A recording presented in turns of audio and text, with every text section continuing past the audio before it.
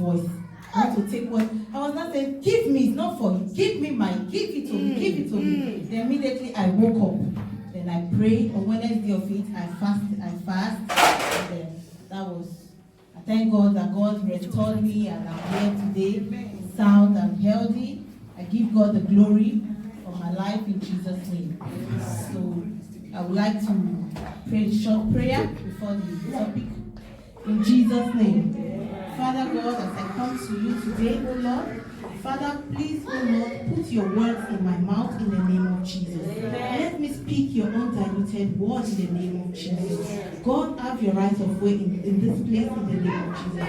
Take absolute control in Jesus' name, I pray. Amen.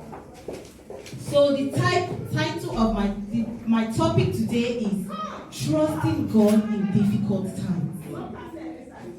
What do you understand by trusting God in difficult times? When you have problems, there are problems, they are stronger problems that you cannot face alone. And like all hope is lost. You don't even know where to go. You don't know what to do. All hope is lost. You are asking, what is the next step? What will I do?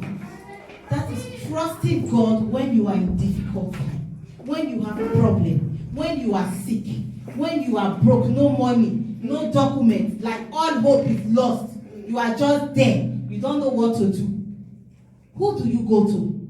Who are the people that you speak to? Is it the world that you look onto? Or is it God that you look onto? I want to tell you today, my brothers and sisters, no matter the problem, no matter the situation, trust God. Because He holy is the one that can set you free from any problem.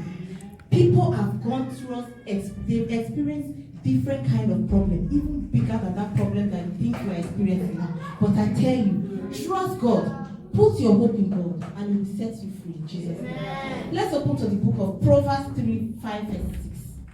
Proverbs 3, 5 to 6. If you are there, say amen. Read. Proverbs 3, 5 to 6. Trust God, trust in the Lord with all thy heart, and lean not unto thy own understanding. What is this verse 5 telling us? Trust God in the heart, in your own heart, your spirit, soul, and body. Trust God. Put your hope on Him. Trust in Him. And He said, and lean not unto thy own understanding. Not on your own understanding. Don't reason. Don't think that, oh, this problem, what will I, what if I do this one, if I do that one, how will it be? No. He said, lean not in your own understanding, but on God with all your heart. Verse 6 says, in all the ways acknowledge Him, and He shall direct your paths. He didn't say acknowledge man. He didn't say acknowledge juju. He didn't say acknowledge any other thing. He said acknowledge Him, and He will lead you. He will show you the direction. He will lead your path. Amen. Amen. Then He said, in all the ways acknowledge Him, and He shall direct their paths. Be not wise in their own eyes. Many people think they are wise.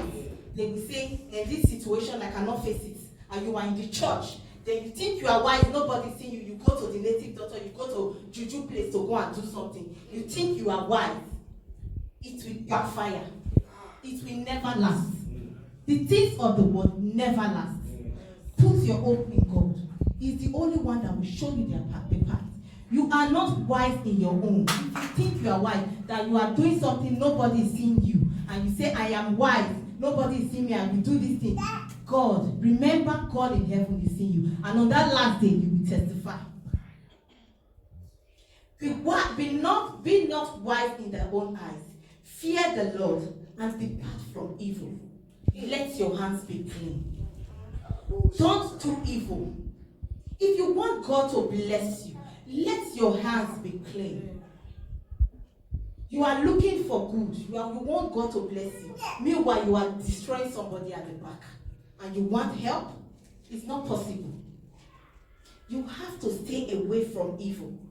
Leave evil. Let your hands be clean.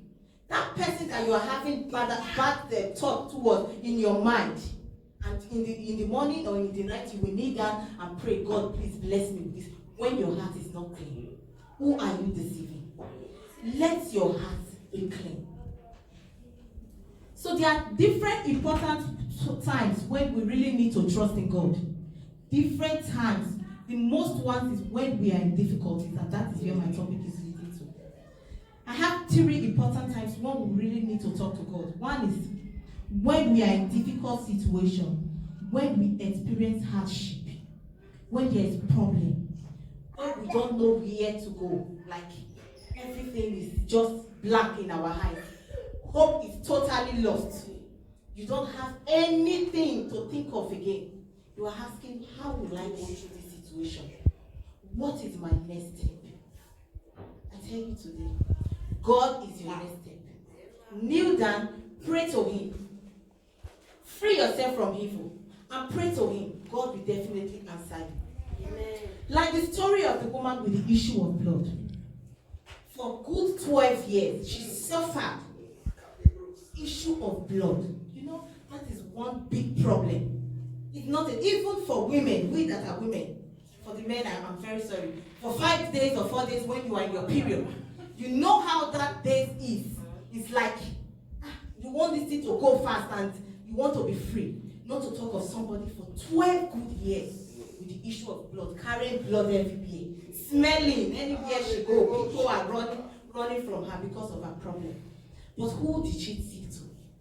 The day she heard that God is passing, she ran and said, my situation must change today. And she believed, she had faith. During that problem, she had faith that if she touched God, that problem will be settled. And really, she did that. Because of her faith, she had faith in God during that difficult time. She believed that God can do this. And God really did it. She must have gone to different places, different doctors, different juju, native doctors, used all her money, sold everything. But did they work? No, they did not work. At the end of the day, it was God that healed her. So that's it. No matter the problem, no matter the situation, if it's too heavy for you, pour it out to God. Go to God in prayer. Just believe, have faith that my God, you can do this for me. You can set me free. You can set me free. People are experiencing different problems that you think your own is too big. It's a lie. If people tell you their problem, the problem they are passing through, imagine, you will say, God, I give you the glory for my life. Let us put our faith in God.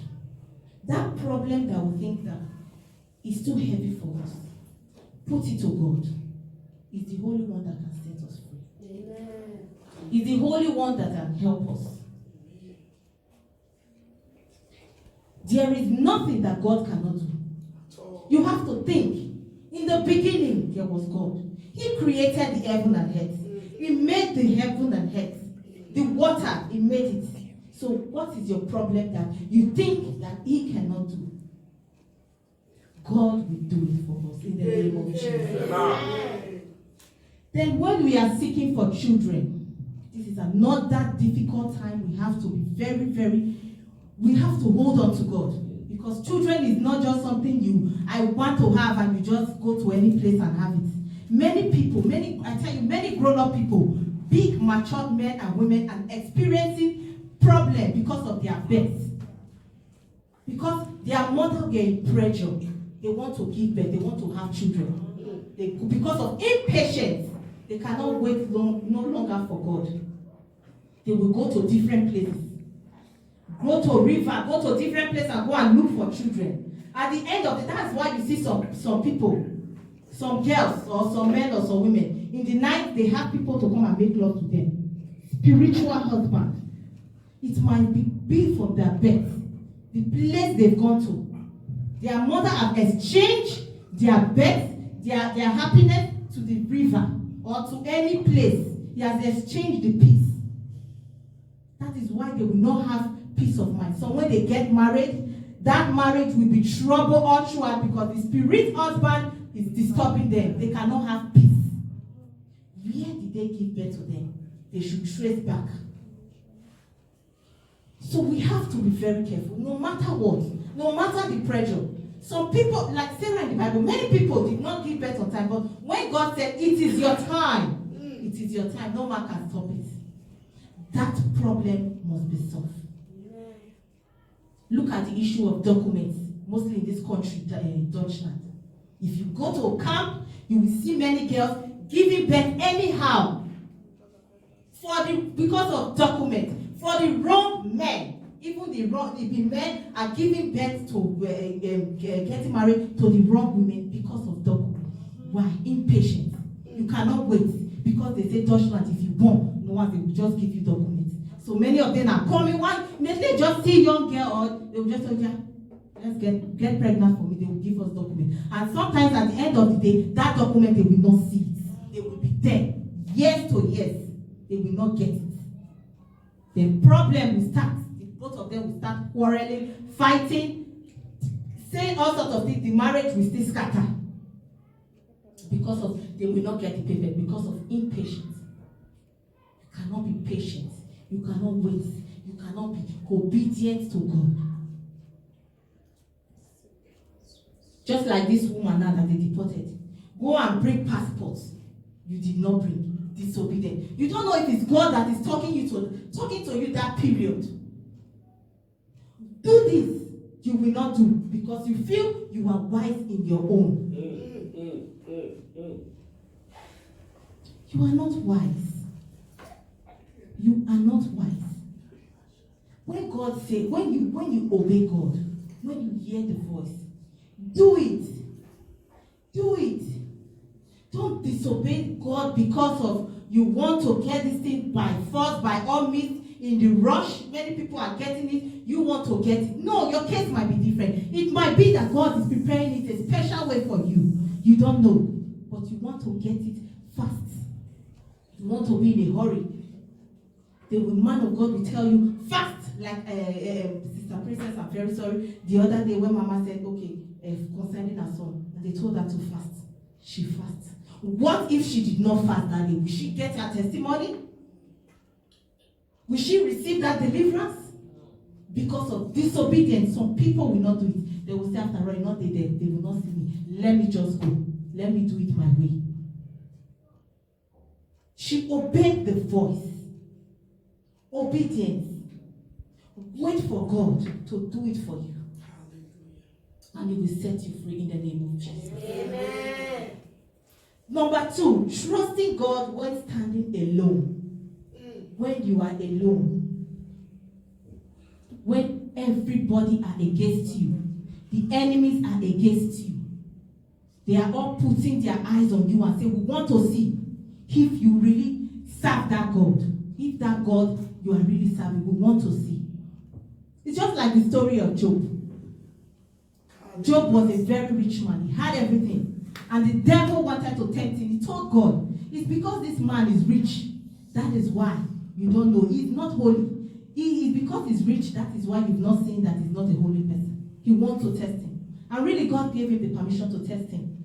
But he said, don't kill him. And he tested Job.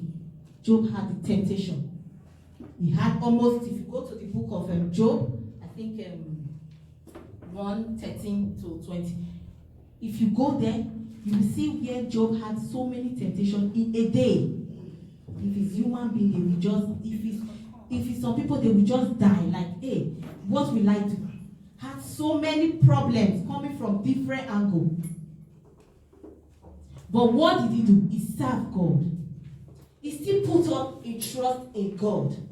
He didn't allow what happened, the things that had happened, he didn't allow him to weigh him, to curse God. His wife said, curse God. Curse God. But he said no.